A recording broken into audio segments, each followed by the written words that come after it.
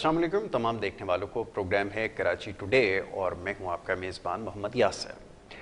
नाज़रीन, प्रोग्राम में अपने बात करते हैं शहर कराची के मसाइल के हवाले से। गुज़िश्ता रोज़ भी प्रोग्राम में तफसीलन गुफ्तगू हुई है शहर कराची में बढ़ते हुई जराइम की वारदातों के हवाले से, और साथ साथ इस वक्त इस शहर को जो सबसे बड़ा मसला दरपेश है वो डेंगू की शक्ल में। डेंगू की सूरत हाल के हवाले से हमने कल तफसील से आपको आगाह किया। बड़ी तेज़ी से केसेस में इजाफा हो रहा है। इसके साथ साथ हस्पतालों में सहूलियात नाकाफ़ी होने की वजह से बहुत सारे ऐसे मरीज़ हैं जिनको हस्पतालों में जगह नहीं मिल रही। अब सवाल ये है कि यहाँ पर जो मौजूदा हुकूमत है वो इस सिलसिले में क्या कुछ कर रही है और क्या कुछ किया जा सकता है। लेकिन जिस तरह हुकूमत का इस वक्त रवैया है या जिस तरह के इक़दामात किए गए हैं, बज़ाहिर लगता है ऐसा है कि वो नाकाफ़ी हैं और इससे ज़्यादा कुछ करने की ज़रूरत है। और इस मसले को बहुत संजीदगी से देखना होगा, क्योंकि ये अब एक वबा की शक्ल इख्तियार कर गया है डेंगू का मरज़, और बड़ी तेज़ी से ये फैल रहा है और इसमें छोटे बड़े तमाम ही उम्र के लोग इससे मुतासिर होते नज़र आ रहे हैं। इन तमाम मामलात पर आज भी प्रोग्राम में गुफ्तगू की जाएगी कि इस बढ़ते हुआ ये जो सिलसिला है डेंगू का, इसको काबू करने के लिए क्या कुछ किया जा सकता है। मेरे साथ इस वक्त लाइन पे मौजूद हैं डॉक्टर कैसर सज्जाद, सेक्रेटरी जनरल PMA। उनको मैं प्रोग्राम में खुशामदीद कहूँगा। डॉक्टर साहब, thank you so very much for being with us. बहुत शुक्रिया आपका। डॉक्टर साहब, क्या कुछ करने की ज़रूरत है, और ये हम एंटिसिपेट कर रहे थे कि बारिशों के बाद ऐसी ही सूरत हाल का हमें सामना होगा जहां गंदगी के ढेर शहर में पाए जाते हैं और जहां बारिश का पानी जगह जगह खड़ा नज़र आता है। मलेरिया और इस तरह के दीगर वबाई अमराज के बारे में पहले से पेशगोई की जा रही थी, लेकिन हुकूमत की जानिब से कोई खातिर खा इसको रोकने के लिए इक़दामात नहीं किए गए। आप क्या समझते हैं? बिस्मिल्लाहिर्रहमानिर्रहीम, आप बिल्कुल सही कह रहे हैं। यही बात हम भी कह रहे हैं कि जब ये बात मालूम थी कि इस महीने में इस दिन इस वक्त ये बारिश होगी और इतनी बारिश होगी, और बारिश जब होती है तो कराची में खासकर ये देखा गया है कि ड्रेनेज का सिस्टम है बहुत वीक है, और बल्कि है ही नहीं ड्रेनेज हमारा, तो सारे का सारा पानी जो है वो खड़ा हो रहता है, जो बारिश का पानी होता है। और ये जो मच्छर है डेंगू की, अगर हम बात करें तो साफ पानी में ग्रो करता है, साफ पानी में इसकी ब्रीडिंग होती है, इसकी अफजाइश होती है। तो ये बात हमें पता थी, तो हमें ये भी पता है कि ये हमारे यहाँ कराची में ड्रेनेज का सिस्टम प्रॉपर नहीं है, पानी जमा होगा, मच्छर आएंगे, तो क्यों नहीं पहले से ही इसमें स्प्रे कराया गया प्रॉपर तरीके से। स्प्रे भी हमारे यहाँ एक पता नहीं डीजल डाल के कर दिया जाता है या क्या होता है, ऐसा ही है। हमें इसका एक प्रॉपर केमिकल होता है, केमिकल की इसकी प्रॉपर कंसंट्रेशन के साथ इसको स्प्रे करना चाहिए, और उन जगहों पे ज्यादा करना चाहिए जहाँ पे ये केसेस ज्यादा होने के चांसेस होते हैं कुछ पिछली रिपोर्ट के को देखते हुए। लेकिन एक दिन करने के बाद आप फिर एक साल के बाद करें, ये ऐसा नहीं होता है। मैं समझता हूँ कि ये स्प्रे हर एक दिन बाद 2 दिन बाद जरूर उसी इलाके में करते रहना चाहिए ताकि मच्छरों का मुकम्मल खात्मा हो सके। और अफसोस की बात है, हमें अफसोस से कहना पड़ता है कि 75 सालों में हम सिर्फ बीमारियों के इलाज के बारे में बात करते हैं। हम बीमारियों के इलाज के सिलसिले में सारा काम करते हैं, उसके लिए बजट रखते हैं, प्रिवेंशन के लिए हम नहीं करते। मुझे नहीं समझ में आता कि हम 75 सालों में हमने मच्छर का खात्मा नहीं किया। हम पहले जब मैं स्टूडेंट था तो यही सुनता था कि भी मलेरिया का ये प्रोग्राम, मलेरिया वो प्रोग्राम, और मलेरिया को खत्म करने के लिए बहुत सारे प्रोग्राम चलते थे, लेकिन मलेरिया तो खत्म नहीं हुआ, मच्छर नहीं खत्म हुआ। और अब उसके अलावा डेंगू, चिकनगुनिया, जीका वायरस, ये तमाम चीजें आ गई। मच्छर की तादाद में इजाफा हो गया, मच्छरों ने जो है वो कार्रवाई बढ़ा दी, लेकिन हम मच्छर का खात्मा नहीं कर सके। जब मच्छर का खात्मा नहीं कर सके तो ये तमाम बीमारियां जो है जिस पे हम आज डिस्कस कर रहे हैं, इसका सामना कर रहे हैं और इसमें लोग इंतकाल भी कर रहे हैं। तो ये बहुत अफसोस की बात है कि हम ایٹم بم بنا چکے ہیں جی، لیکن ہم مچھر کو نہیں ختم کر سکے. یہ ایک سیڈ ریالٹی ہے، بالکل آپ نے ٹھیک کہا. ڈاکٹر صاحب یہ فرمائیے گا، اب کچھ ویریئنٹ کے حوالے سے ہمارے آفٹر کرونا کچھ زیادہ اس بارے میں بات کی جا رہی ہے کہ شاید اس میں بھی کچھ ملٹیپل ویریئنٹس ہیں جو حملہ آور ہوئے ہیں. اب اس کے بارے میں آپ کیا کہیں گے، ذرا یہ فرمائیے گا. تھوڑی سی کنفیوژن یہاں پہ پائی جاتی ہے، کیا اس میں بھی ایسا ہی ہے جیسے ہم نے کرونا کے وقت میں دیکھا تھا کہ وہ میوٹیٹ کر رہا تھا؟ یہاں پہ کیا صورتحال ہوتی ہے، یہ ذرا بتائیے گا.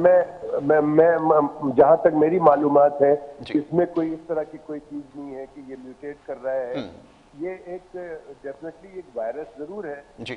لیکن اس کی کچھ اقسام ضرور ہے کہ سمٹم وائز جو ہے سیویریٹی وائز اقسام ضرور ہے، اور وہ ہمارے اپنی وجہ سے ہوتا ہے کہ یہ ایک ڈینگی فیور ہوتا ہے، ایک ڈینگی ہیمریجک فیور ہوتا ہے، ایک ڈینگی شاک سنڈروم ہوتا ہے. تو یہ سب اس کی اقسام ہیں جو کہ کلینکلی ہم نے اس کو لیبل کیا ہوا ہے. اور باقی اس طرح کی کوئی یہ چیز نہیں ہے کہ جی یہ نیا ویریئنٹ آ جائے گا اور میوٹیٹ ہونے کے بعد کوئی اور ویریئنٹ آ جائے گا، ایسا نہیں ہے. ڈینگی کا جو مریض جب ہوتا ہے اس کو جب ہیلدی مچھر کاٹ لیتا ہے تو وہ مچھر بھی انفیکٹڈ ہو جاتا ہے، پھر وہ جس کو کاٹتا ہے پھر وہ بیمار ہو جاتا ہے، پھر اس کو دوسرا مچھر ہیلدی کاٹتا ہے، وہ بیمار وہ بھی ڈینگی کا مچھر کہلاتا ہے. اور اس میں سب سے امپورٹنٹ بات یہ کہ وہ جو ڈینگی کا مچھر جب وہ بریڈ کرتا ہے صاف پانی میں تو ہزاروں مچھر وہ اس کی پیدائش ہوتی ہے، اور وہ سارے کے سارے مچھر وہ ڈینگی انفیکٹڈ ہوتے ہیں.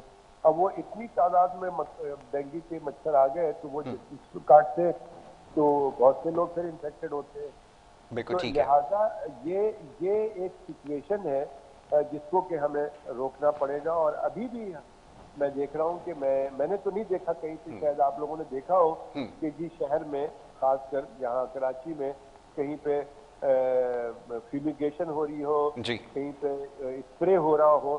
میری نظر سے تو نہیں گزرا، شاید لوگوں کی نظر میں ہو.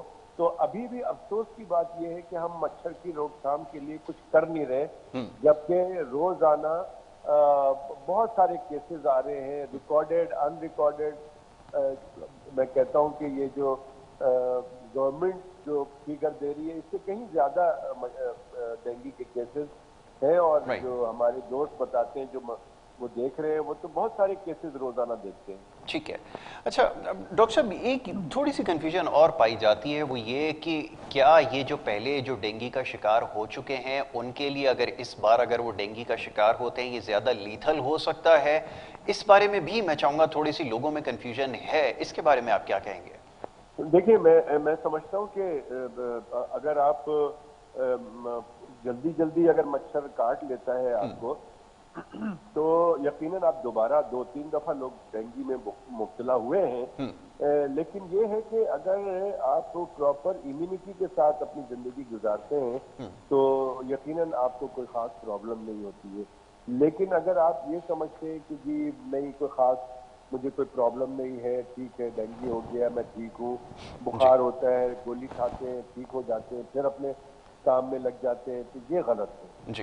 یہ وائرل کوئی بھی انفیکشن ہے، چاہے وہ نزلہ زکام کا وائرس ہو، اس میں جب تک آپ ریسٹ نہیں کرتے ہیں، اچھی غذا کا استعمال نہیں کرتے ہیں، آپ کی امیونٹی بوسٹ نہیں ہوتی ہے تو آپ کمزور ہوتے چلے جاتے ہیں اور وہ وائرس جو ہے وہ اسٹرانگ ہو جاتا ہے اور آپ کے جسم کے مختلف حصے کو وہ کمزور کرتا ہے، جس کی وجہ سے آپ پرابلم میں آتے ہیں اور بعد میں آخر میں نقصان ہو جاتا ہے، جانی نقصان ہو جاتا ہے. بالکل ٹھیک ہے. تو لہٰذا کوشش یہ کرنی چاہیے کہ اول تو اپنی قوت مدافعت آج کل جو کہ یہ لوگوں کو یہ پتہ چل رہا ہے کہ یہ بہت تیزی سے پھیل رہا ہے، تو آج کل اپنے سب گھر والے اپنی امیونٹی کو بڑھائے. اور اس کا بہت آسان طریقہ ہے کہ گھر میں جو آج کل منگوایا جاتا ہے کھانا باہر سے اور جنک فوڈ کا استعمال بہت ہوتا ہے، اس کو فوری طور پہ بند کریں. گھر کی بنی ہوئی تازہ سبزی، دال، مچھلی، انڈا، دودھ، فریش فروٹ، مطلب اچھی چیزیں، اس طرح کی چیزیں کھائیں جس سے آپ کی امیونٹی بڑھتی ہے. پھر پانی سے لکوڈ جتنا لے سکتے ہیں آپ، پانی ہے، شربت ہے، یہ جو سوپ ہے، جوس ہے، جوسز ہے، یہ تمام چیزیں، دودھ ہے، لکوڈ جتنا زیادہ آپ لیں گے آپ کی قوت مدافعت بڑھے گی. پھر آپ جو سب سے امپورٹنٹ چیز ہے آپ کی امیونٹی کو بوسٹ اپ کرنا، وہ ہے نیند. یس. انفارچونیٹلی ہمارے یہاں پتہ نہیں پچھلے کوئی 20-25 سالوں سے میں دیکھ رہا ہوں کہ لوگوں نے ایک ٹرین بنا لیا ہے جی کہ رات کو اننیسیسریلی 2 بجے 3 بجے تک جاگتے جی اور پھر سوتے، صبح اٹھتے اور پھر صحیح سے ان کی پرفارمنس بھی جو جہاں جہاں وہ کام کرتے ہیں وہ صحیح نہیں ہے، اور ان کی باڈی کی امیونٹی، قوت مدافعت بالکل خراب ہو چکی ہے اس لیے. ایبسلیوٹلی. اور یہی وجہ ہے کہ کراچی میں وائرس کا زور زیادہ ہے، زیادہ لوگ بیمار ہوتے ہیں. اور یہ بات میڈیکل سائنس پروو کر چکی ہے کہ رات کو اندھیرے میں 7 سے 8 گھنٹہ سونا بہت ضروری ہے. آپ کی اس کی امیونٹی آپ کی بوسٹ اپ ہو جائے گی. جب آپ کی اپنی انرجی آپ گین نہیں کرتے، دن بھر جو کام کرتے ہیں اس کی انرجی گین نہیں کرتے، تو وہ پھر آپ سمجھ لیں کہ زیادہ دن نہیں چلتا وہ آدمی. بالکل. تو جو لوگ رات کو دیر سے سوتے ہیں اور صبح دن بہت دیر تک اٹھتے ہیں، وہ بہت اپنی باڈی کے ساتھ، اپنے جسم کے ساتھ زیادتی کر رہے ہیں. تو نیند کا پراپر استعمال، رات کو سونا 7 سے 8 گھنٹہ، صبح جو بھی آپ نے کام کرنا ہے رات کو، آپ اگر صبح فجر کے وقت اٹھ کر نماز پڑھ کے اپنا کام کریں، آپ کے پاس پورا دن پڑا ہوا ہے، بہت سارا کام ہو سکتا ہے. اور عشاء کے فوراً بعد آپ سونے کی کریں تو آپ کی امیونٹی، قوت مدافعت بہت تیز ہوگی. جی اور جب قوت مدافعت آپ کی بہت اسٹرانگ ہو جائے گی تو یقیناً آپ جو ہے بہت ساری بیماریوں سے بچے رہیں گے. آپ دیکھیں گے کہ آپ بہت سارے کورونا کے مریضوں کے درمیان سے گزر جائیں گے، آپ کو کچھ نہیں ہوگا، یقیناً. صرف اور صرف آپ کی قوت مدافعت. اور اگر آخر میں اس سے زیادہ آپ چاہتے ہیں کہ اسٹرانگ ہو جائے تو کہیں نہ کہیں سے آپ اپنے لائف میں واک کا سسٹم ڈال دیں یس. یا جم چلے جائیں، کوئی ایکسرسائز کر لیں. لیکن میں سب کو کہتا ہوں کہ کم از کم شام کو یا صبح صبح آپ اگر آپ واک کر لیں 20 منٹ 40 منٹ، آہستہ آہستہ بڑھاتے چلے جائیں، لیکن 40 منٹ تک اگر واک کر لیتے ہیں، آپ اسٹارٹ کریں 15 منٹ سے 20 منٹ سے، تو آپ دیکھیے گا کہ آپ کی جگر، آپ کا ہارٹ کا سسٹم، آپ کا سرکولیشن، آپ کا ریسپائریٹری سسٹم، سانس کی کا جو سسٹم ہے، آپ کا برین کا سسٹم، آپ کی سوچنے کی صلاحیت، آپ میں کام کرنے کی صلاحیت، آپ آزما کے دیکھ لیں جی کہ 1 مہینے میں آپ کتنا زیادہ ایکٹیو نظر آئیں گے. بالکل ٹھیک ہے.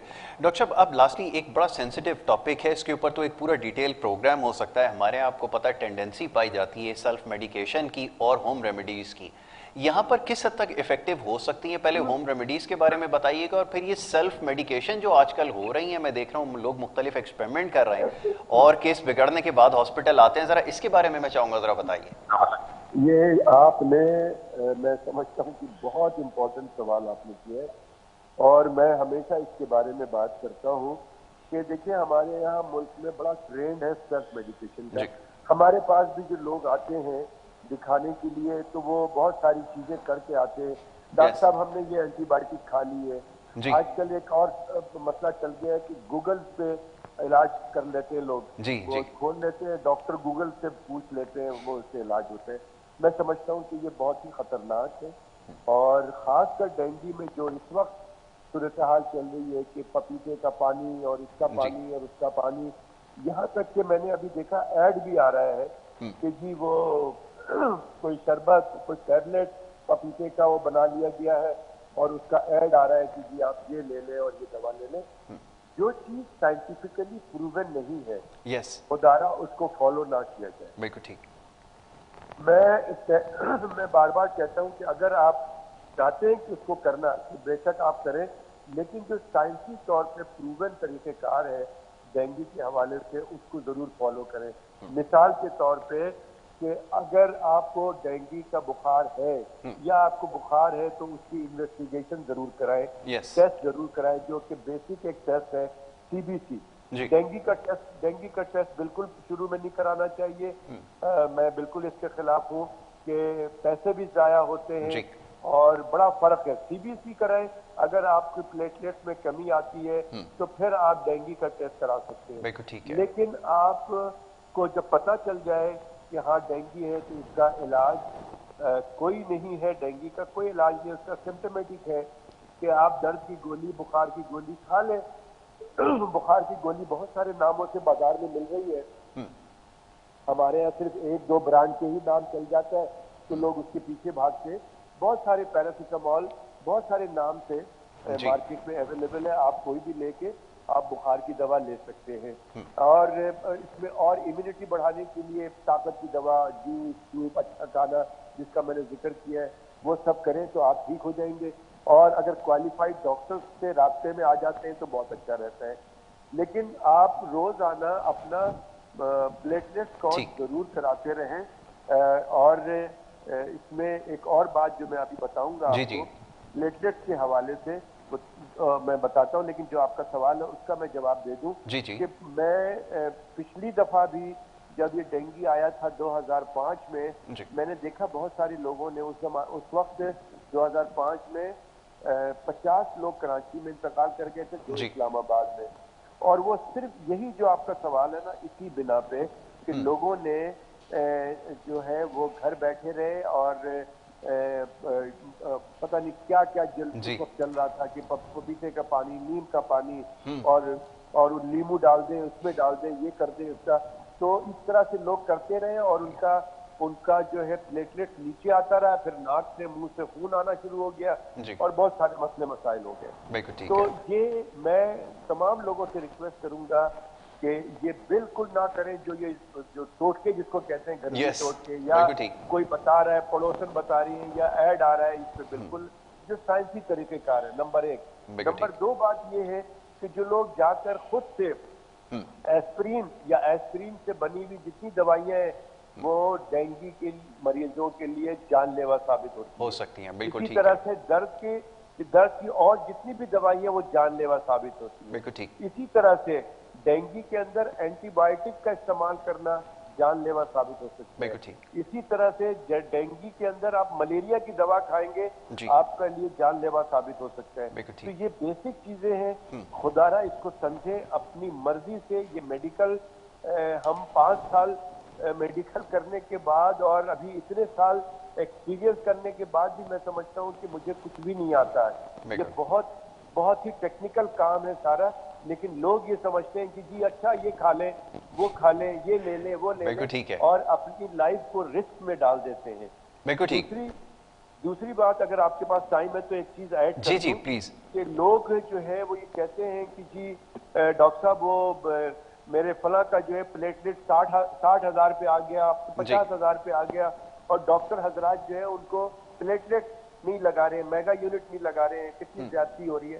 ایسا بالکل نہیں ہے، یہ ڈیسائیڈ ڈاکٹر نے کرنا ہوتا ہے کہ پلیٹلیٹ کب لگانا ہے۔ خدا ضد نہ کریں پلیٹلیٹ کے لیے۔ پلیٹلیٹ 5,000 تک میں نے مریض دیکھے ہیں جو کہ 5,000 اس کا پلیٹلیٹ آ گیا ہے، لیکن اس کو ٹرانسفیوز نہیں کیا گیا پلیٹلیٹ، اور وہ پھر ایک ٹائم کے بعد وائرل انفیکشن ہے، ایک ٹائم کے بعد 5,000 سے وہ 30,000 پہ گیا، اور 30,000 سے 90,000 پہ گیا، اور 90,000 سے 1,30,000 پہ ہو کے اور 1.5 لاکھ سے اوپر چلا گیا۔ بالکل ٹھیک ہے۔ تو یہ اس کا طریقہ کار ہے، 6-7 دن بعد یہ خود بخود بڑھتا ہے، 6 دن 7 دن تک پلیٹلیٹ نیچے آنے شروع ہوتے ہیں آہستہ آہستہ سے۔ تو پینک ہونے کی ضرورت نہیں ہے، لیکن اگر آپ اپنی امیونٹی بڑھاتے رہیں گے، ریسٹ کریں گے، بھاگ دوڑ نہیں کریں گے، دیٹ از ویری امپورٹنٹ۔ بالکل بالکل، ہاں، تو وہ یہ پھر جلدی اوپر چلا جاتا ہے۔ آلرائٹ تو ڈاکٹر صاحب، میں سمجھتا ہوں کہ اس پہ عمل کریں۔